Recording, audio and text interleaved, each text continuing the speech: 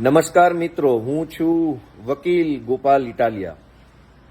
Eco sensitive zone બાબતે ભગાભાઈનું એવું કહેવાનું છે કે જે લોકોને કાયદો ખબર નથી પડતી તેવા લોકો ખેડૂતોને ગુમરાહ કરે છે.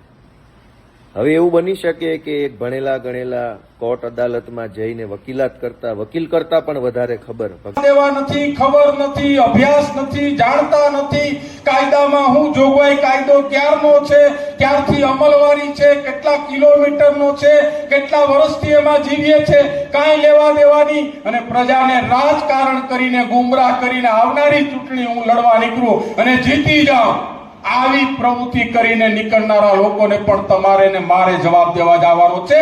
ભગાભાઈ બારડ સમય આવે ત્યારે જવાબ દેવાનો. સત્ય ભગાભાઈને પડતી હોય એવું શક્ય છે.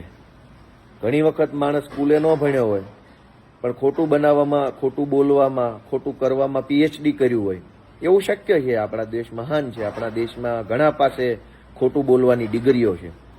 જેમ કે આપણા એક મહાપુરુષ છે એને તો ડબલ પીએચડી કરેલું, તો આવું શક્ય છે, એમાં કંઈ ખોટું નથી. તો બની શકે કે મારું કાયદાકીય નોલેજ ઓછું હોય અને ભગાભાઈનું વધારે હોય.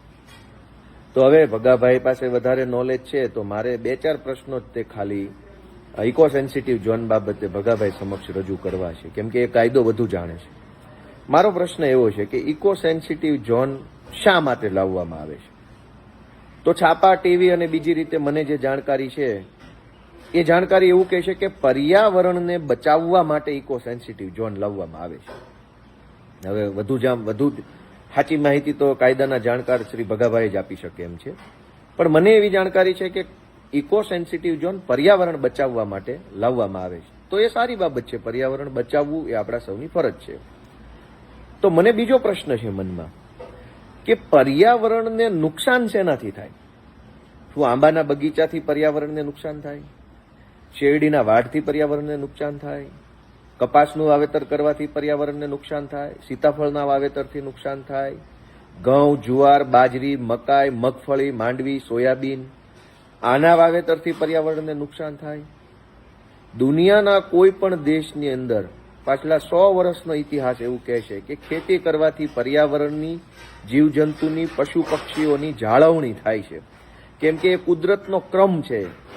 જીવઃ જીવસ્ય ભોજનમ, એક જીવ બીજા જીવનું ભોજન છે. એટલે મોટા જે પક્ષીઓ હોય એ જીવજંતુ ખાઈ જાય, પક્ષીઓને મોટા પક્ષીઓ ખાઈ જાય, એમ એકાબીજાનું ખોરાક છે, એમ જીવ સૃષ્ટિનું સંતુલન અને પર્યાવરણનું સંતુલન બની રહે.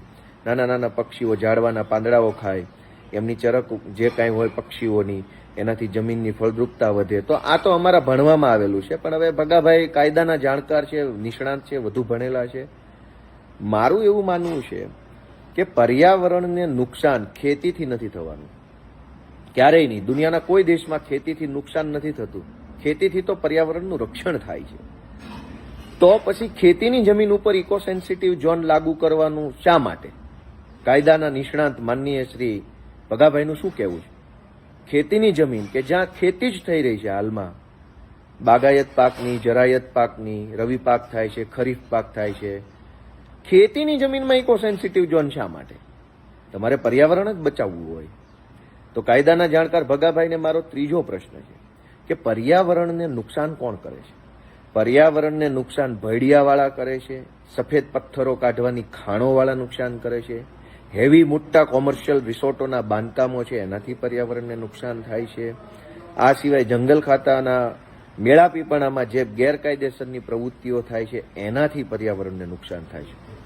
તો પર્યાવરણને બચાવવા માટે ખેતીની જમીન ઉપર ઇકો સેન્સિટિવ ઝોન લાગુ કરવાના બદલે ભાજપની સરકાર દ્વારા ભગાભાઈના નેતૃત્વમાં એવો કાયદો કેમ નથી લાવવામાં આવતો કે ગીરના જંગલથી 40 કિલોમીટરની ચારે તરફની દિશામાં કોઈ પણ ભડિયું ચલાવી શકાશે નહીં?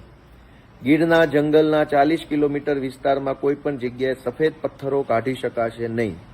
ગીરના જંગલના કોઈ પણ વિસ્તારોમાં 40 કિલોમીટર સુધી હેવી કોમર્શિયલ બાંધકામ થઈ શકશે નહીં. ગીરના જંગલના 40 કિલોમીટર વિસ્તારની અંદર કોઈ પણ પ્રકારની ગેરકાયદેસરની પ્રવૃત્તિ થઈ શકશે નહીં.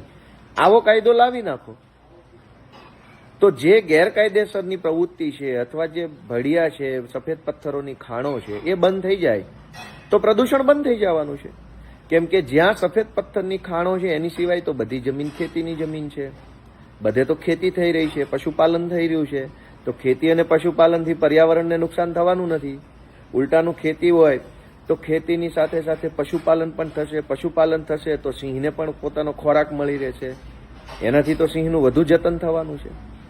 તો આ ભગાભાઈ જેવા ભણેલા ગણેલા માણસો, કાયદાના નિષ્ણાંત જાણકાર માણસો, સુપ્રીમ કોર્ટના નિવૃત્ત ન્યાયાધીશ કરતાં પણ વધુ બુદ્ધિશાળી માનની ભગાભાઈ જેવા લોકોએ આગેવાની લઈ અને ખેડૂતોના હિતમાં ગીરના જંગલથી 40 કિલોમીટરની રેન્જમાં તમામ ભડિયા બંધ થઈ જાય, તમામ પથ્થરની ખાણો બંધ થઈ જાય, તમામ નદીઓ જે છે મોટી મોટી ગીરના જંગલમાંથી નીકળતી અને આજુબાજુના ગામની એ નદીઓમાંથી રેતી કાઢવાનું બંધ થઈ જાય અને ગેરકાયદેસરની બધી પ્રવૃત્તિઓ ઉપર સેન્સિટિવ ઝોન લાગુ પડી જાય એવી કોશિશ અને એવી આગેવાની ભગાભાઈએ લેવી જોઈએ.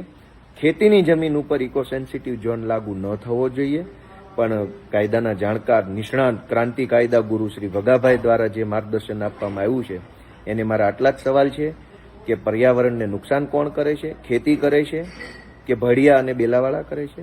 પર્યાવરણને નુકસાન અટકાવવા માટે ખેતીની જમીન ઉપર ઇકો સેન્સિટિવ ઝોન લાગવું જોઈએ કે ભડિયાવાળા ઉપર લાગવું જોઈએ, રેતી કાઢવાવાળા ઉપર? એ કાયદાના નિષ્ણાંત ભગાભાઈ જવાબ આપે એવી મારી આશા છે. જય કિસાન, જય ગુજરાત.